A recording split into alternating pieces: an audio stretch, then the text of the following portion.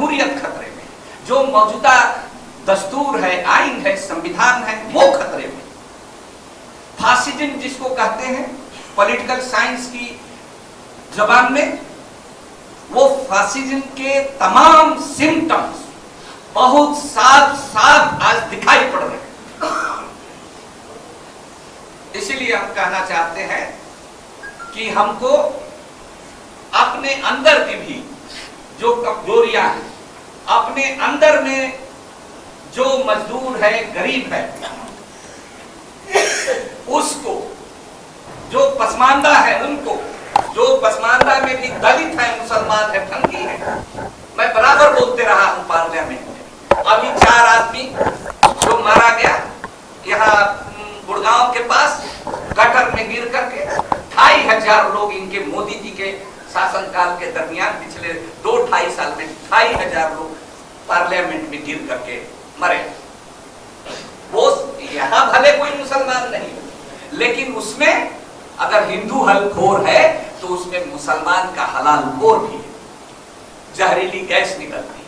हमारे संविधान ने उसको गैर कानूनी घोषित किया हुआ है, लेकिन हमारे लोग भी और ब्रिटिश पीरियड में भी उनको हिंदू और मुस्लिम को, दलित को, उसमें कोई तफरका नहीं किया गया था।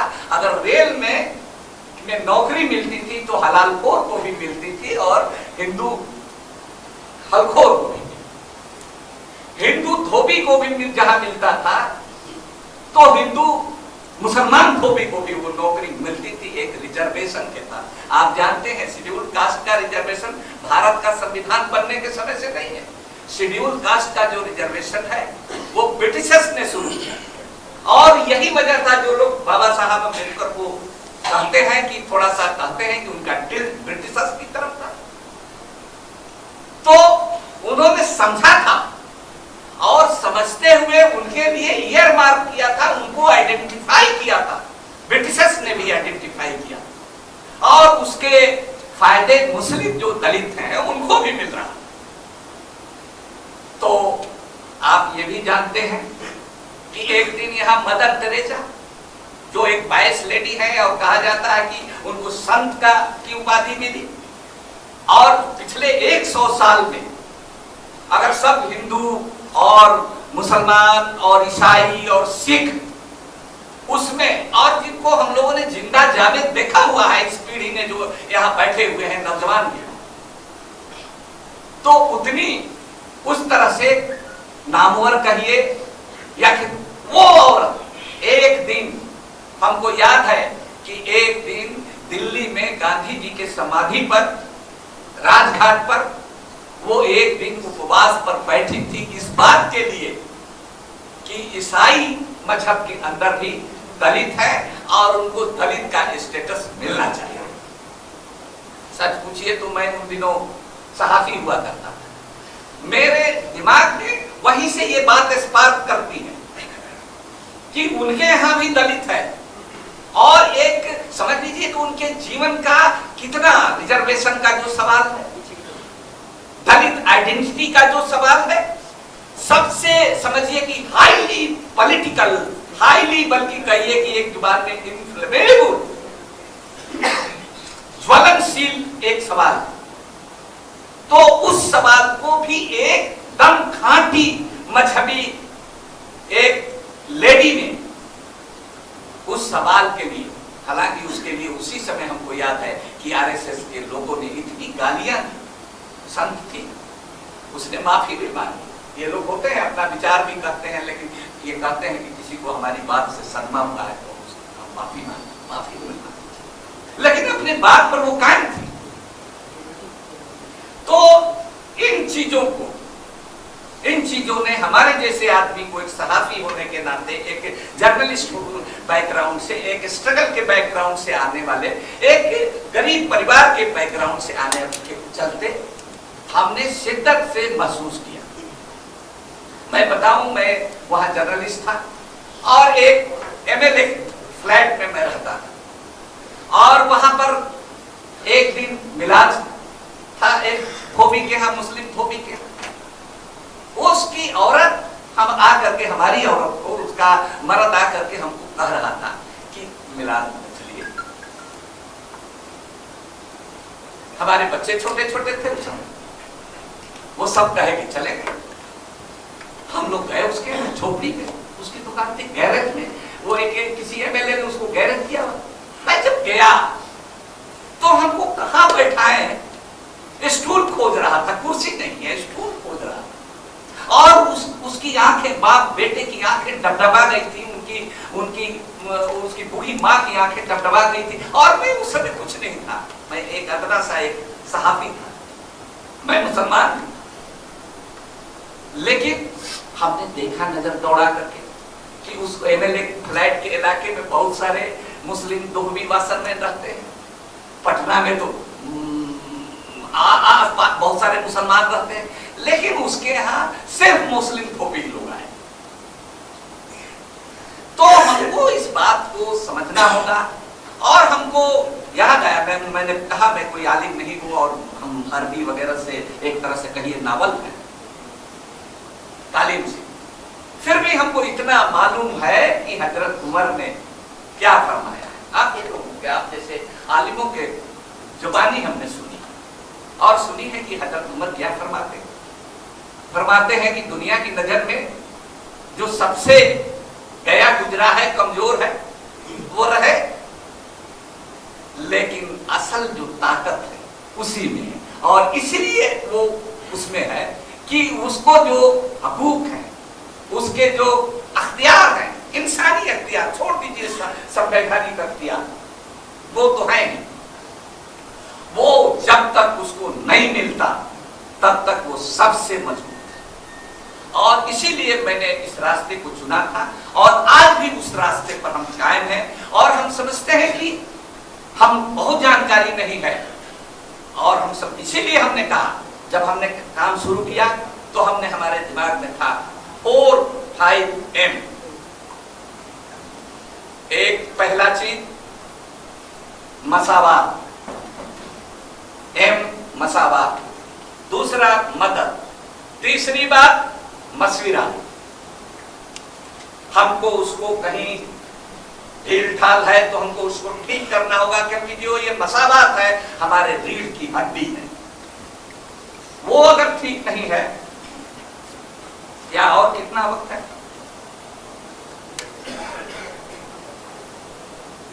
तो मैं ये कह रहा था कि जब लड़ाई के मैदान में जा रहे हैं तो हमको अपने घर को भी ठीक ठाक करना होगा। और दूसरे भी जो दलित, जो हिंदू भाई हैं, ओबीसी भाई हैं, उनके बीच और हमारे बीच एक कुदरती तौर पर, या जो भी कहिए, एक रिश्ता है, एक, और वो दर्द का रिश्ता है, उनसे हमको जोड़ना है। वो जोड़ेगा जो वही इस ताकत का मुकाबला करेगा, ये हमारा मानना है। अब रही बात अभी जो मौजूदा हालात है, उनके बारे में शायद आप लोग कुछ जानना चाहते हैं। बहुत ही डरावना और खौफनाक है। आज कल आपने सुना कि बिहार, जहां से ये उम्मीद थी कि ये अल्टरनेटिव दे सकता है, इसने 2015 में मोदी जी को शिकस्त दी है, वो कैसे बदल रही चीजें, धीरे धीरे चीजें बदल रही। लेकिन अचानक ऐसा होगा, हमारे जैसे लोगों को भी, वहां रहते हुए भी ये गुमान नहीं था, ये हमने कभी नहीं सोचा था कि ऐसा भी हो गया। कल सुनिएगा कि कोई चौटाला जेल से बाहर आने के लिए, चौटाला साहब और उनका परिवार, वो भी एनडीए का पार्ट हो गया। आपने देखा जिस तमिलनाडु में जयललिता के मरने के बाद जिस पार्टी को बीजेपी ने तोड़ दिया, 2 टुकड़े में कर दिया, आज वो सब हम लोग पार्लियामेंट में देख रहे हैं, उनकी तरफ माइल है, उनकी तरफ है। और अल्टीमेटली उन्होंने ऐलान कर दिया कि हम कहा, हम रहेंगे एनडीए में।